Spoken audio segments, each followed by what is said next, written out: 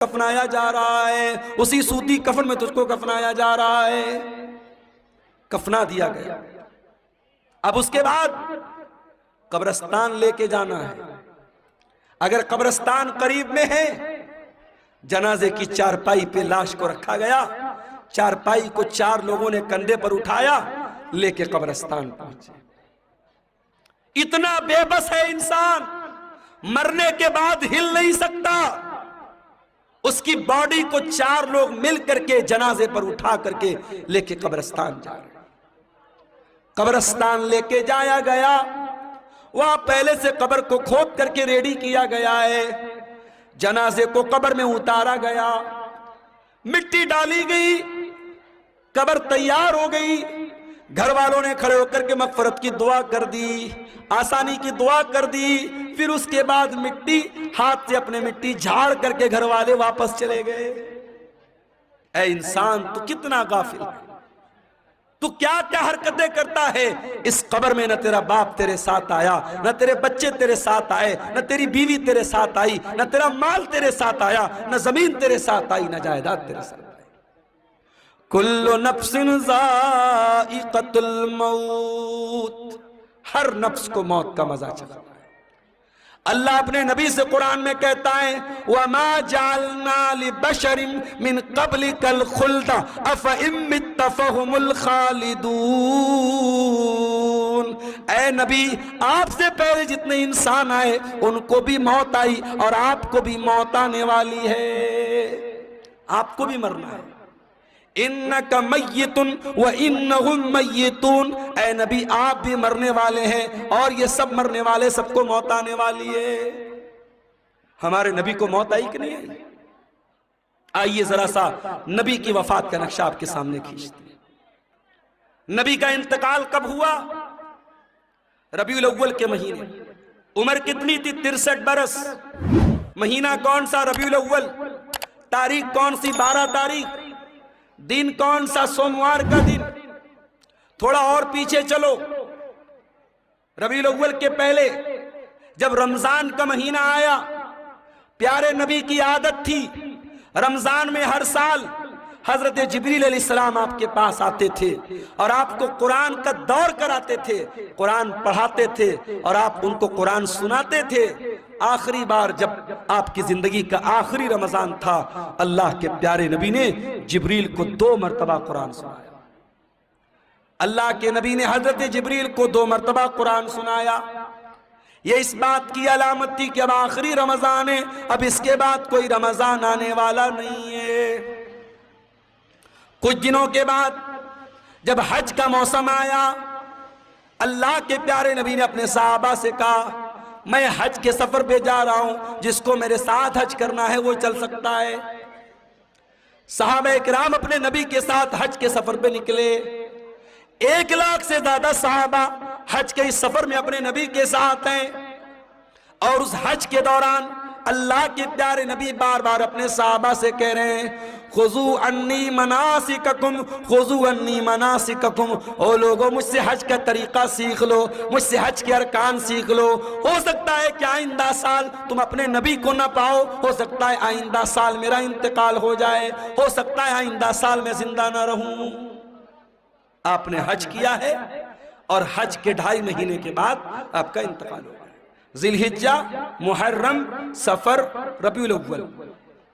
ذی الحجہ میں آپ نے حج کیا ہے، ربیع الاول میں آپ کا انتقال ہوا ہے۔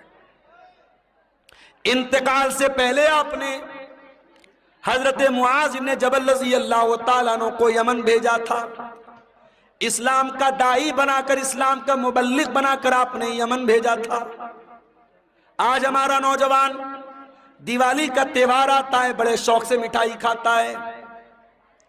میں اس مسئلے کو نہیں چھیڑ رہا ہوں کہ دیوالی کی مٹھائی کھانا جائز ہے یا ناجائز ہے، اس مسئلے کو چھوڑ دو۔ لیکن آج حالات کیا ہیں؟ آج بہار کے بہت سارے مسلمان دیوالی کا تہوار منا رہے ہیں، ان کے گھروں پر بھی دیے جل رہے ہیں، مسلمانوں کے گھروں سے بھی پٹاخوں کی آواز آ رہی ہے۔ وَذَا میں تم ہو نصارہ تو تمتن میں ہنود، یہ مسلمان ہیں جنہیں دیکھ کے شرمائیں یہود۔ سنو، سب کینسل کر دو۔ اوکے سر، اور اس دیوار پہ کون سا رنگ؟ شرمائے یہود، تیرا غیر مسلم بھائی شرک کر رہا ہے، اللہ کو چھوڑ کر اپنے دیوی دیوتا کی عبادت کر رہا ہے۔ تیرا فرض کیا تھا؟ تیرا کرتویہ کیا تھا؟ تیری ڈیوٹی کیا تھی؟ کہ تو توحید سمجھاتا، تو شرک سے منع کرتا، تو بتاتا یہ مہا پاپ ہے، یہ گناہ ہے، اللہ ہی ہمارا پالنہار ہے، اللہ ہی ہمارا معبود ہے۔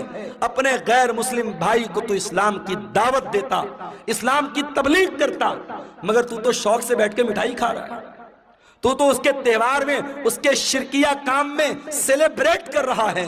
شرک کو کبھی سیلیبریٹ نہیں کیا جائے گا میرے بھائی، شرک کو ہمیشہ نگلیکٹ کیا جائے گا، شرک کو ہمیشہ ریجیکٹ کیا جائے گا، شرک کی ہمیشہ تردید کی جائے گی، شرک کو کبھی سیلیبریٹ نہیں کیا جائے گا۔ یہ مسئلہ یاد رکھنا۔ اللہ کے نبی نے معاذ بن جبل کو یمن اسلام کا داعی بنا کے بھیجا۔ حضرت معاذ بن جبل اونٹنی کے اوپر سوار ہیں، اور اونٹنی کی نکیل اللہ کے رسول کے ہاتھوں میں ہے۔ اللہ کے نبی حضرت معاذ بن جبل کو نصیحت کر رہے ہیں، سمجھا رہے ہیں، بجھا رہے ہیں، ان کو باتیں بتا رہے ہیں۔ باتیں بتاتے ہوئے آپ نے کہا، اے معاذ، ہو سکتا ہے کہ آئندہ سال جب تم مدینہ میں آؤ تو تمہارا گزر تمہارے نبی کی قبر کے پاس۔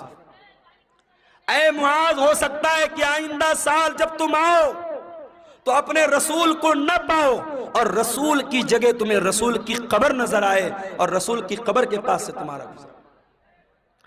حدیث کے الفاظ ہیں، اتنا سننا تھا کہ معاذ بن جبل رونے لگے، آنکھوں سے آنسو جاری ہو گئے۔ اے اللہ کے نبی، کیا وہ دن بھی دیکھنا پڑے گا؟ آپ کی جدائی کو سہنا پڑے گا؟ آپ بھی ہم کو داغ مفارقت دے کے چلے جائیں گے؟ آپ بھی ہمیں چھوڑ کے چلے جائیں گے؟ یہ منظر یاد کر کے حضرت معاذ ابن جبل رونے لگے۔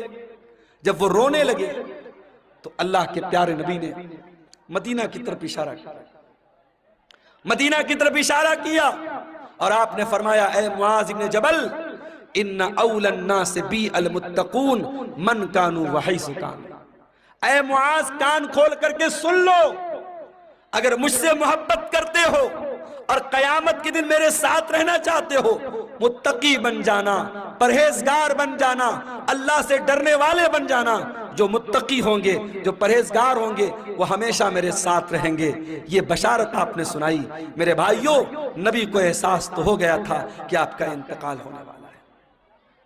اس کے بعد جب آپ مکہ فتح ہو گیا تھا، مکہ فتح ہونے کے بعد جب قرآن کی آیت اتری، اذا جاء نصر اللہ والفتح ورأیت الناس يدخلون فی دین اللہ افواجا فسبح بحمد ربک واستغفرہ انہ کان توابا۔ جب قرآن کی یہ چھوٹی سورت نازل ہوئی تو نبی سمجھ گئے کہ اب جب اللہ کا دین مکمل ہو رہا ہے، اللہ کا مشن پورا ہو رہا ہے، اس کا مطلب کہ اب میری موت کا ٹائم قریب آ رہا ہے۔ انہی دنوں میں اللہ کے نبی بیمار پڑ گئے، ایک انصاری صحابی کے جنازے میں آپ گئے۔ یہ ذی